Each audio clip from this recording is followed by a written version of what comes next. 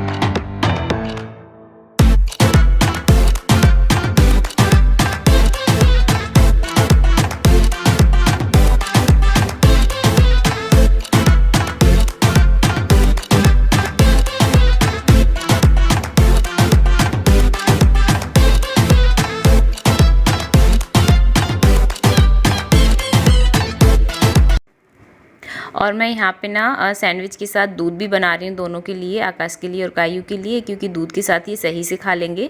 और चाय वगैरह कोई पीता नहीं है, सिर्फ मैं पीती हूँ घर पे ज़्यादा चाय, और कोई भी इतनी चाय नहीं पीता है। तो बस इनको एक गिलास दूध दे दूँगी और सैंडविच दे दूँगी, जिनका इनका सुबह का काम हो जाएगा।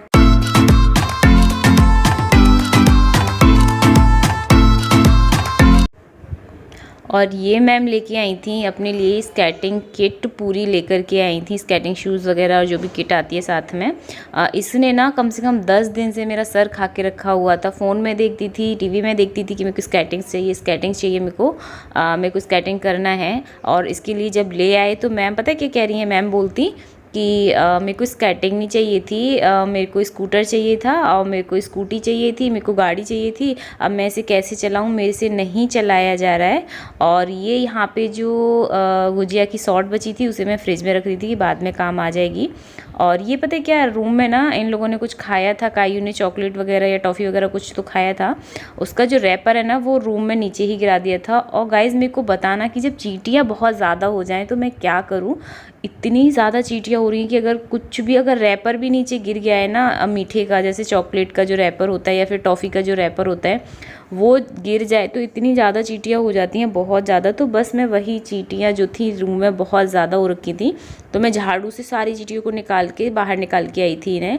लेकिन फिर भी जरा सा अगर एक बूंद दूध की भी गिर जाती है ना तो भी बहुत ज़्यादा चींटियाँ हो जाती हैं। मेरे को कमेंट करके ज़रूर बताना कि इन चींटियों को भगाने के लिए मैं क्या करूँ। और देखो ये किचन में ना थोड़ा सा काम हो गया है और ये मेरे को भी वापस से करना पड़ेगा, पर कोई नहीं। ऐसा लग रहा है जैसे बारिश होगी, तो उससे पहले मैं ना बाहर से कपड़े ले लेती हूँ। तो चलो कपड़े ले आती हूँ मैं पहले ना।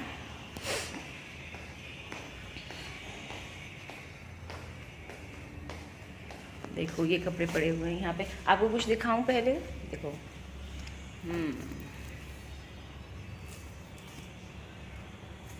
अच्छा बैक कैमरे से दिखाती हूँ, है ना, बैक कैमरे से दिखाती हूँ आपको। ये ना कायू का फ़ोटो है। कायू जब 3 महीने की थी तब के हैं ये दोनों साइड के फ़ोटो। और ये जो बीच में ये फ़ोटो है ना, ये जिस दिन पैदा हुई थी उसी दिन का है। फर्स्ट फ़ोटो है ये इसका, पहली बार गोद में गया था कसने से, तो ये वो फ़ोटो है यहाँ पे। तो चलिए मैं अभी ना कपड़े ले लेती हूँ, ये कपड़े सूख रहे हैं यहाँ पे, देखो सारे। और ये साइड में सीढ़ी वगैरह, ये यहाँ पे सारा सामान रखा हुआ है अभी, क्योंकि वो लोग आ नहीं रहे तो इसलिए सामान रखा है उनका यहाँ पे। तो मैं ये कपड़े आपको ना यहाँ से बाहर का दिखाऊं, बहुत अच्छा है, बहुत ज़्यादा मतलब पेड़ पौधे लगे हुए हैं यहाँ पे। तो चलो दिखाती हूँ, एक बार ट्राई करती हूँ, है ना। ये नीचे का है, ये सारे पेड़ पौधे वगैरह नीचे लगे हुए हैं, देखो ये सब यहाँ से ये ऐसे वहाँ तक। और वो गेट है, मेन गेट है वो, यहाँ से दिखाती हूँ, यहाँ से भी नहीं दिखा पा रही यार, ये बेल आ रही है पूरी यहाँ पे। देखो वो मेन गेट है, पूरा जूम करके दिखाती हूँ मैं। वो गेट है वहाँ पे। जैसे ही मैं कपड़े लेके आई ना बाहर से, इतनी भयंकर बारिश आ गई ना, यहाँ पे आंधी जैसी लग रही थी और बारिश काफ़ी तेज़ आ गई थी, कपड़े भी गिरने लग पड़ रहे थे बाहर, जो कपड़े सूख रहे थे। और ये यहाँ पे मैम बैठ के टीवी देख रही हैं और जो भी कपड़े थे बाकी के बचे हुए थे उन्हें मैं यहाँ पे फोल्ड करके रख रही हूँ। यार अगर कपड़े जो बचते हैं ना उन्हें एक दिन के लिए भी छोड़ दो ना, फोल्ड ना करो, ऐसे ही कवर्ड में रख दो, तो इतनी ज़्यादा सिलवटें पड़ जाती हैं उन पर कि बिना आयरन के फिर काम भी नहीं चलता। अगर तुरंत से लेके आते हैं हम सूखे हुए कपड़ों को, तुरंत से उतार के लेके आते हैं ना और तुरंत उन्हें फिर फोल्ड करके रख दो, तो एक दिन चल जाते हैं बिना आयरन के। एक दिन आयरन की ज़रूरत नहीं पड़ती है। अगर उन्हें फोल्ड करके ना रखें ना, ऐसे ही रख दें उन्हें, तो हमें फिर बिना आयरन के पहन नहीं पाते कि इतनी ज़्यादा सिलवटें पड़ जाती हैं उनमें, बहुत ज़्यादा। बेडशीट वगैरह भी अब अगर हम यूँ ही डाल दें ना तो उन पर भी आयरन करनी पड़ जाती है।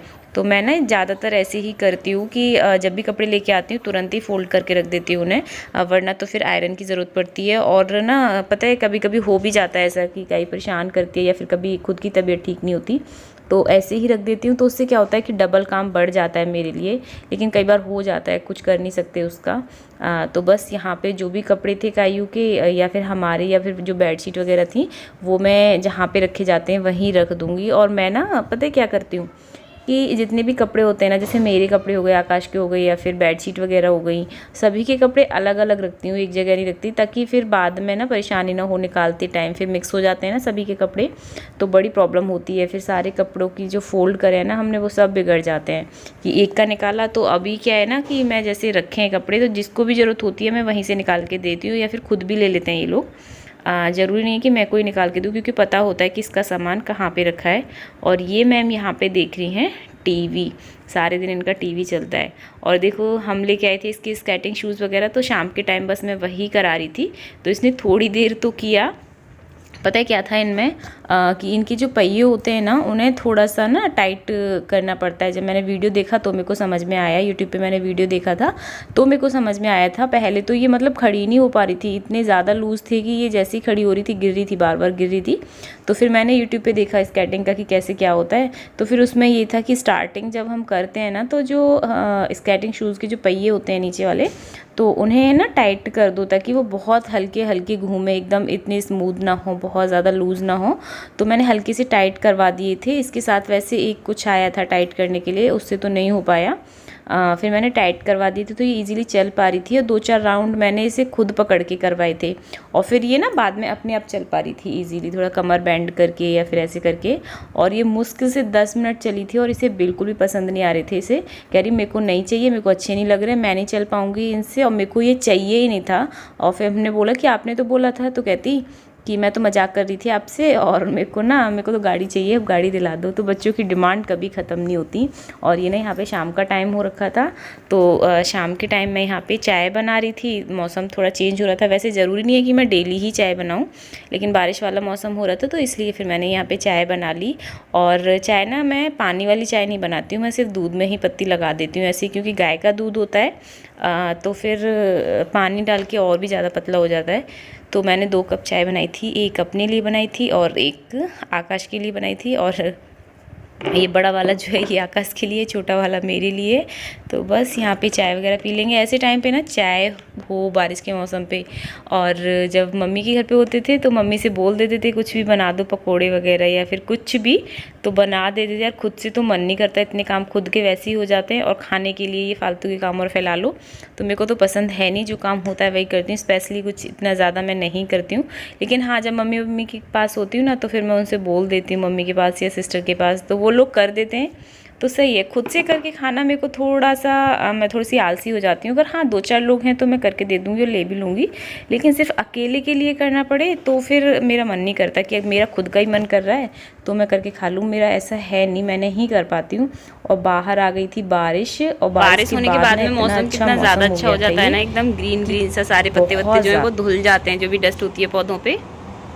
और यहाँ पे भी बारिश हो गई है, अभी देखो सारे में पानी हो गया है, यहाँ गंदा भी हो गया, कीचड़ भी हो गई, थोड़ी थोड़ी मिट्टी भी आ गई है। हाय हाय,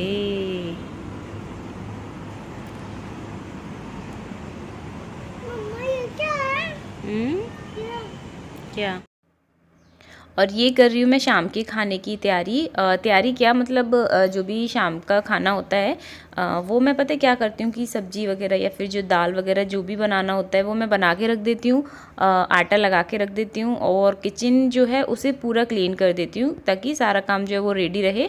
और जो भी खाना खाए जिस टाइम पे तो मैं फटाफट से बना के देती हूँ खाना, तो ऐसे ना फिर ज़्यादा टाइम नहीं लगता। मैं जैसे शाम को खाना खाते हैं 9 बजे या 10 बजे, तो मैं 8 बजे से पहले ही ये सारा काम तैयार करके रख देती हूँ ताकि बहुत ज़्यादा टाइम ना लगे फिर। और जैसे कोई खाना मांग रहा है तो फिर बहुत ज़्यादा टाइम भी ना हो और जल्दी जल्दी भी ना करना पड़े, मैं आराम आराम से कर लेती हूँ, बहुत ज़्यादा टाइम नहीं लगता है। तो यहाँ पे मैंने किचन पूरा क्लीन कर लिया था।